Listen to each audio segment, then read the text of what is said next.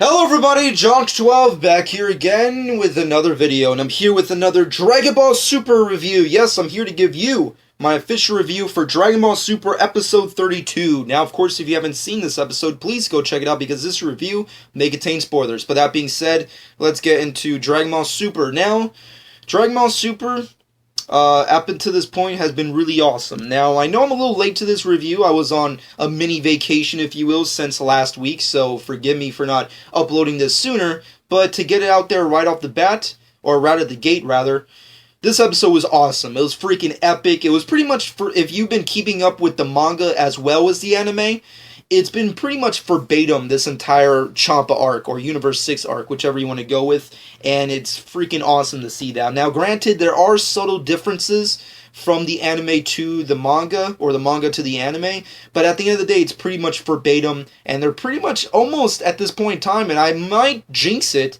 but pretty much neck and neck on being on par with each other in comparison to quality. Now, the manga up until this point for the last two sagas of Dragon Ball Super has pretty much been superior. I feel like the story and the renditions and just the way that Torotaro has been working on that specific story based off Toriyama's work has just been far superior to the anime itself. The show's been okay, but it just hasn't been hitting the level that the manga companion book has been up until this point. However, up until this specific episode, this arc has been my favorite arc of Dragon Ball Super so far, which is not really that much of a, not really that hard to do considering the last two sagas have been recaps of movies, but at the end of the day, it has been the best and has been giving us really cool content, and they're almost on par with each other when it comes to quality. I'm not going to say which one's better. I still feel the manga is a tad superior, but they're getting close to each other, not to mention they're getting very close to surpassing one another when it comes to telling us a story, so it's going to be very interesting where Super goes from here. But at the end of the day, this story pretty much plays out the same way it does in the manga. Goku and Vegeta are training / sparring in the hyperbolic time chamber, or the room of spirit and time, if you will, and it's freaking awesome. I really like the fact that we got to see that in animated form, and I think they did a pretty good job at animating them actually sparring with one another. And it's also really cool to see Goku and Vegeta fight, not only for once in Super, but it's also really cool to see them fight in a non-serious match. We've always seen Goku and Vegeta fight each other, whether it be to, kill one another or defeat one another or try to see which one of them are better than, the other. But this was the first time we actually got to see them fight without actually having to, obviously destroy the planet or destroy themselves. So it's pretty cool to see that, even though I wish they could have went farther with it, or at least in my case, dedicate an entire episode to that, which they could have done, considering, the anime does do filler, so it would have been really nice to see an entire episode dedicated to them in the chamber, hanging out, spending time together, I don't know, sleeping together, I don't know. They could have done they were in there for 3 years, folks. They were in there for 3 years. Shit could have happened. We don't know. I'm not going to speculate, but I'm just trying to say, I wish we could have had an episode dedicated to that. But at the end of the day, of course, they return back home, and they pretty much immediately go off. They pick up Monaka, which really awesome to see Monaka for once. His first appearance on the show. We didn't really get that much out of Monaka, but at the end of the day, I feel like that's a good thing. Keep his overall backstory, his story arc, or the way he's going to continue on with the show. Keep it a mystery for now, but if I had to give a theory out there, I get the feeling that he's not as powerful as everyone thinks he is. When we first saw him in the manga, he's kind of played off as the most powerful opponent Beerus has ever faced off against. But on the show, he doesn't really feel that way. And even though looks can be deceiving, especially in anime, and especially in particularly Dragon Ball, but at the same time, Monaka, I'm just saying, Goku punched him with almost full force, and Monaka looked like he was about to shit his pants, piss his pants, cry like a baby, and go back home or something. He looked like he was about to do that. So, I mean, granted, he was taking a punch from Goku at full force in, direct impact, point blank range, but at the same time, man, that's the strongest guy Beerus has ever fought, and he looked like a bitch. So he kind of took a punch from Goku like a bitch. So I don't know where to go from here, but I'm getting the feeling that Monaka might end up being a more comedic character than a serious fighter when it comes to this tournament. But we'll have to wait and see what happens with that. But of course, we end up going to the Nameless Planet in Universe 6, and the tournament begins. We get to see the other characters of Champa's team. We get to see, the very... I really don't know where to go with them. There's Botamo, of course, there's the robot guy, there's the purple cell-looking kind of dude, and then there's Universe 6's freaking Frieza, which is Frost, and of course... there's the little sand guy, and it was really cool to see them and kind of get the general drift of what those characters are, but at the same time, there's just not really enough to go off on. Botamo, we got to see him fight in the manga. He wasn't really that impressive, so I don't really expect that much from him on the anime. Frost looks like he could be a serious competitor, especially considering he's the Universe 6 version of Frieza, and plus he's a good guy, which is...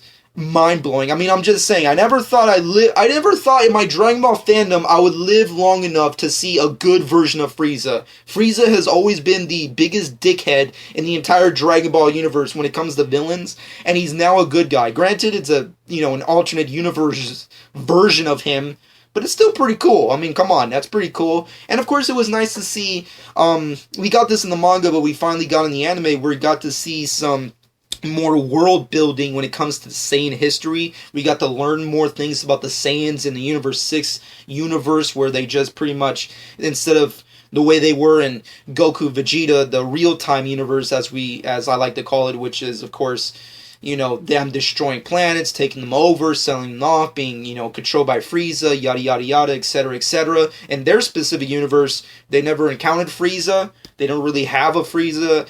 They never really left their original home planet, which is really cool. They live on their actual planet, so they never conquered and ruled another planet that was owned by King Vegeta. And of course, all they do is pretty much save people. They're the good guys. They're the good Saiyans of the Universe 6, which is really cool. And I also kind of find it funny. It's kind of similar to the Flash TV show, where it's like you have Earth 1, Earth 2, and like all the good guys in Earth 1 are bad guys in Earth 2. It's kind of similar to that in Dragon Ball Super, where it's like all the people in Universe 7 who are, I guess you would say, bad guys, or originally created to be bad guys, are good guys in Universe 6. And it's just kind of cool how we have that comparison. Like, the Saiyans in our universe are bad guys, with the exception of Goku, his family, and of course, Vegeta now. But in their universe, they're good guys all the way. They're bad guys over there, but they're good guys over here. Frieza is a douchebag over here, but Frieza over there is a good guy. It's kind of cool how to see that comparison go down. So it's really nice to have that world building once again. We're getting more characters and universes and storyline, or possible storylines, introduced into Dragon Ball, which is always nice. And of course, the episode does end off with Goku having to fight off against Botamo, and that's going to be possibly the most lackluster fight of Dragon Ball Super thus far, but I'm definitely interested to see. But then again, if you've seen the manga, you pretty much know where the fight's going to end off. But at the end of the day, this episode was awesome. I feel like it was really entertaining. It was very fun. It was hilarious. It was just hilarious. I mean, come on. We got to see bearded goatee Vegeta and Goku after they got into, spoilers. I don't even know if I said spoilers in the beginning of this review, but, that's a given.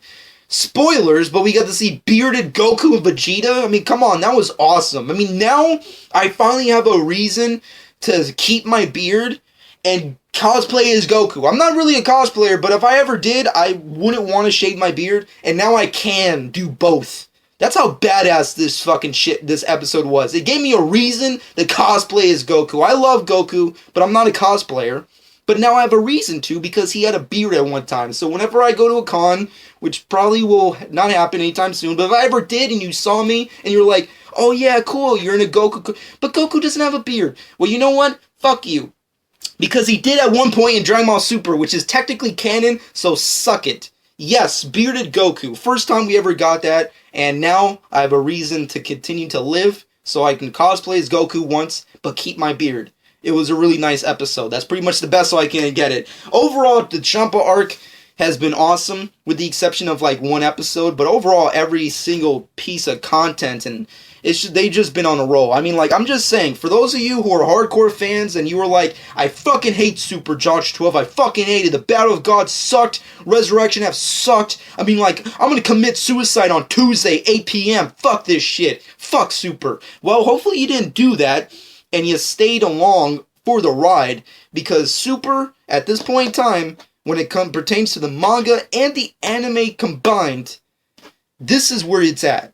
This is where the fire's at, and you need to fucking watch it here. So that's all I really can say. Final verdict for this episode is a solid 9 out of 10. I enjoyed the living hell out of this episode. It was fun, it was entertaining, it was funny. I loved the animation artwork. I thought it was pretty decent. I loved the world building between Universe 6 and 7, and of course learning the history behind the Saiyans of that specific universe. It was really cool to see Monaka and other various characters like the Kais of the other universe, and, you know, Jocko's boss and whatever, you know, the supreme leader of the galaxy or whatever, which was hilarious. Which of course, once again, check out the manga, not to mention the Jocko the Galactic Patrolman, which of course that character is from, and what have you, which is also funny. Just this episode was just awesome. It was an A-class episode, and I hope they continue rolling with these episodes, because the way this arc has been going is killer. It's freaking killer. I'm super stoked about this episode. Final verdict is a 9 out of 10. It would have been a solid 10 if, for two specific reasons, and they're mostly nitpicky reasons, so don't really go that crazy about it. But number one, I really wish they could have kept, they should have went more in depth with the Goku versus Vegeta stuff in the beginning of the episode. I really wish they could have done that, because spoilers if you haven't been keeping up with things, but in the manga, they do go more in depth with Goku and Vegeta's training in the chamber, and there's a moment where they do a throwback of their original fight, where they do their stances prior to fighting each other in Super Saiyan Blue forms, which is the most boss shit I've seen on Super the manga yet. So that was awesome. I wish they could have included it. Maybe they didn't have enough money or time to animate it, but I wish they could have included that. And also the second thing is that the episode went too fast for me. I loved it because of the content and the story that they were telling, but I wish it was longer. This episode should have been longer, so we could have been more in depth with everything, because they were kind of speeding through all the content, and there's a lot of important things that are really awesome and impactful in the manga, or at least in the storyline, which have been so awesome if they could have done that with the anime. You know, stay a little longer, learning about these two different kind of universes, and the fact that there's these two different kind of versions of each other and what have you. I wish we could have stayed and learned more about that instead of speeding right through them. But overall, regardless of those two nitpicky, things, this episode was awesome. But with that being said and done, comment below. Let me know what you personally thought about this episode. Did you love it? Did you hate it? What do you think about Universe 6, the contestants? What are your personal thoughts on Goku versus Botamo? And also, what do you think about Goku bearded Goku, bearded Vegeta and Goku? Do you think I should cosplay as Goku and keep the beard? I don't think I would ever do it in general, but if I did, I'd fucking do it that way. That's just me. And everything else that went down in this episode, I pretty much loved it, but let me know what you personally think. And of course, your anticipation / expectations for next week's episode, which will be seeing Goku versus Butamo, and hopefully maybe we get to see some Frost action, if you will. But with that being said and done, comment below and let me know what you personally think. Shameless plug time. Follow me on Twitter and Instagram @Jonch12. Subscribe to my channel if you haven't done so already. And I hope you guys enjoyed. And this has been Jonch12.